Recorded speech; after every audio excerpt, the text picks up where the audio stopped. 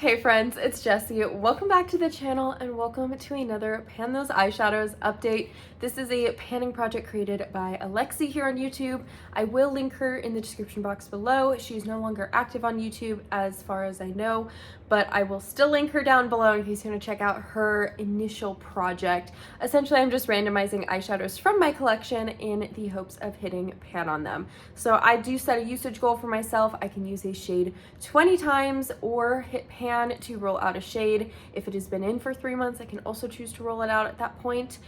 But we're behind on updates, and the reason being is because March was absolutely mental. It was crazy. I went through my first identity theft case, which was not very fun. I also got a chemical peel, so I was not wearing makeup for about 4 days out of the month, and normally I do wear a full glam or full face every single day. So the progress is not the best. I was a little stressed last month to say the least, but I am hoping that all the bonus pans I have hit will make up for some of the lack of progress. So with all that being said, let's go ahead and dive into today's update.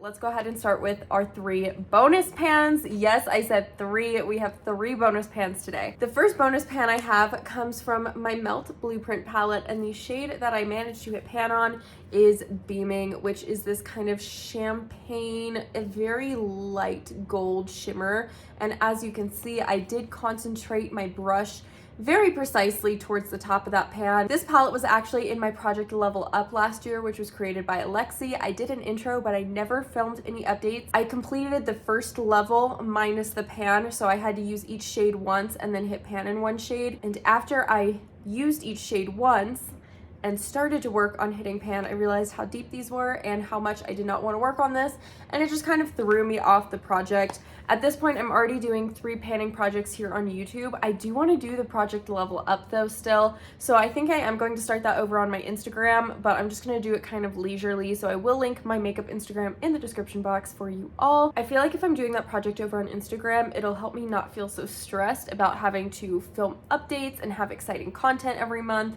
and I can just kind of do it as I finish it and not really stress about it. That might be in the works, something I might be interested in, and I might also just pick the palettes I want to work on. The second bonus pan I hit comes from my Oden's Eye Merry Christmas palette. This was the limited edition holiday palette Oden's Eye did from this past year, and the shade I managed to hit pan on is Elf Wish, which is this top green to pink, almost duochrome shifty shade. It's really pretty. If you shift it just right, you can see the pan kind of right there towards the top. This shade was actually pretty easy to hit pan on. I used it in conjunction a lot with a shade you're going to see later on in the project, but I just used this as a lid shade, and it was so fun to use throughout March as a green shade. I feel like especially with the spring, I'm really gravitating towards green looks, and it was just a fun shade. I really enjoyed it. It was a completely organic pan. I mean, this is a shade that I've been drawn to since I've gotten this palette, and I was able to get some use on some of the other shades in this palette as well over the past month. And the last bonus pan I hit comes from my unofficial Pan That palette, which is the ABH Soft Glam. I kind of set the unofficial goal for myself to see how many pans I could hit in this palette by the end of the year. And this past week, a couple days ago, I actually added Sienna into the mix. It is still a very, very tiny pan because I just hit this maybe a day or 2 ago, but Sienna is now the 4th pan I have in this palette. I'm very excited about that. This palette is looking so loved. It is my favorite neutral palette in my collection. Such an oldie but goodie, and for all of y'all that want to know what I'm going to work on next, I've been working on Noir up in the corner, which is the black matte. Next, I'm going to go through the shadows in the project currently, and after I'll go over my pan percentage and all of that, because there are some good changes to my pan percentage this past month. I am going to try and keep you guys updated on numbers, but I think you guys will be very impressed with me. So the first shade that we've been working on, it comes from my Too Faced Natural Lust palette, and this palette has been in the project since the intro in January, and the shade I've been working on is the shade Set in Stone, which is this neutral brown mid-tone matte. I've used Set in Stone 11 times since my last update for a grand total of 45 uses in the project, and as you can see, I was able to hit pan on that shade. Too Faced shadows are so hard to pan. It is still a fairly small pan, but you can even see in some of these other shadows in the palette that this palette as a whole has gotten some more love on it, and I'm very excited to see that this palette got a little bit of use. This is one that I purchased a few years ago, and I never really felt drawn to it after it came out. I used it for a couple weeks and then just never really felt inspired by it. But I loved being able to pull it out and continue to work on it. It was so fun, and I am very excited to have this rolling out. I use Set in Stone primarily as an outer corner shade, so I would do neutrals in the crease and then Set in Stone right in the very outer corner just to deepen it up. And I think there may have been one or two looks that I did it as a lid shade where I would do very light neutrals in the crease and then the dark brown on the lid and like a black on the lash line just to make a really vampy smoky eye. The next shade I've been working on comes from my Colourpop Melt For You Quint, I think is what 5 is, still don't know. It is the shade Sweetie, which is this matte light creamy peach shade. This is in my singles palette because I had a casualty a couple updates ago. Still have not repressed it.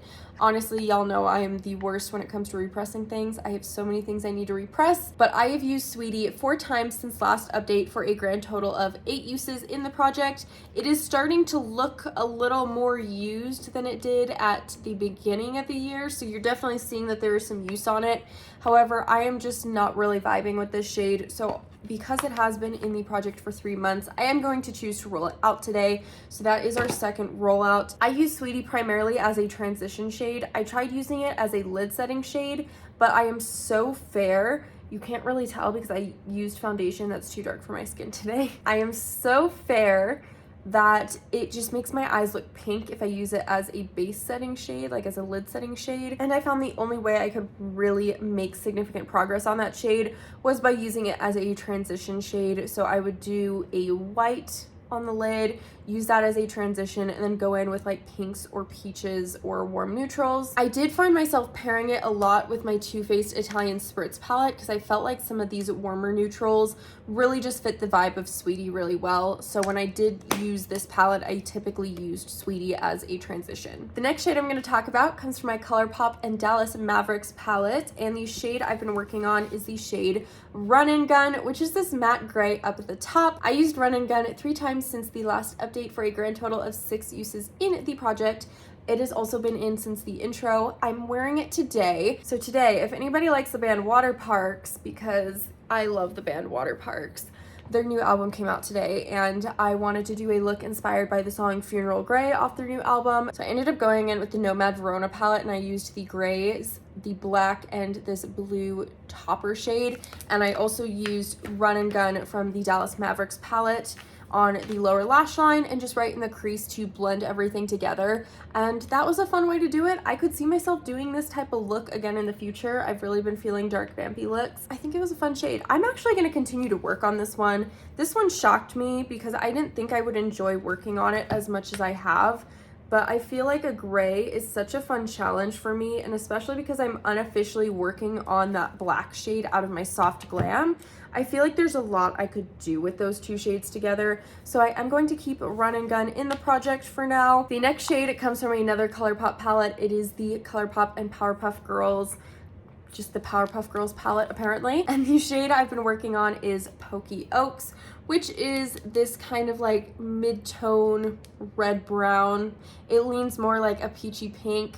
I only used Pokey Oaks 1 time since rolling it in last update for a grand total of 1 use in the project. Because it has only been in the project for 1 update and I've only hit 1 use, it is going to continue to stay in the project today. I think that this is such a fun spring summer color. I'm just so excited for those warmer springtimey looks, and especially now that it's kind of been moving into warmer weather. I kid you not, it was 75 degrees the other day and now it is 30 degrees again. I cannot do this back and forth weather. The next shade I have to talk about comes from my Shroud Cosmetics and Battybean Hollow Bean palette, and the shade we rolled in last update is Woodsboro, which is this orange shimmer right in that middle row.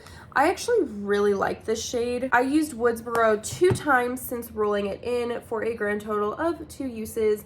It is just a very pretty orange shifty shimmer shade. And the 2 uses I used this shade with was actually with my Oden's Eye Planet Spirit palette, which is also in collaboration with Battybean. I really just thought the orange shimmer in this palette matched the pinks and oranges in that palette. So the 2 uses I used Woodsboro were with my Oden's Eye Planet Spirit palette. I keep wanting to say palette Planet Spirit, but it's Planet Spirit palette. That took me way too long to figure out. So 2 uses, it is also staying in, but like I said, today's update is not the most exciting. And the last shade I want to talk about today comes from my Colourpop All Hallows Eve palette, which is in collaboration with Hocus Pocus 2. And the shade I rolled in last update is Cursed, which is this lime green matte. I had high hopes of panning this because March, St. Patrick's Day, I only used Cursed 3 times since rolling it in. It does pull pretty yellow, so I can use it in conjunction with some of these other shades. So I am going to also leave Cursed in the project. I used Cursed 1 time as a crease shade, like as a transition on a green look, and I used it once as kind of like a pop of color in the inner corner. I cannot remember what the 3rd use was, but I'm going to leave Cursed in the project nonetheless. I do enjoy the color, and I do enjoy this palette as a whole, and I feel like it'll match our color story pretty decently.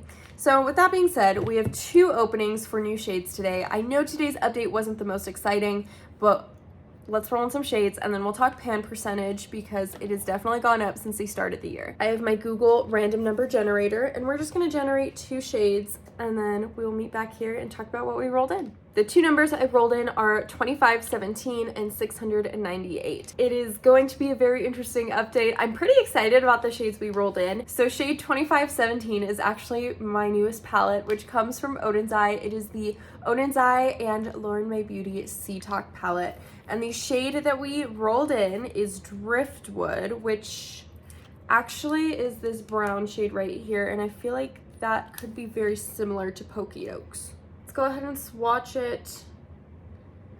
Okay, that's actually not similar at all. I thought it was going to be similar. It is just this nice red brown. It is very pretty.